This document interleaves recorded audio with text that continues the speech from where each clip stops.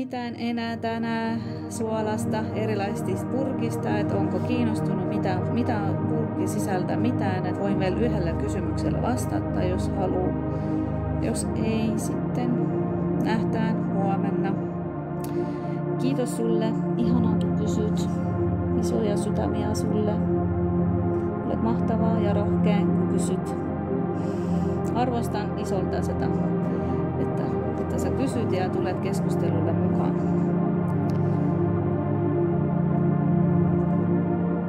Jatketaan huomenna.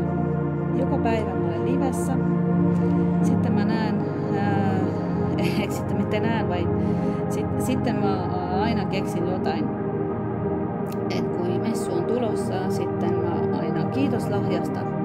Tosi isot kiitokset. Jos haluat, tule tilaa kanavaa, jos olet tilannut.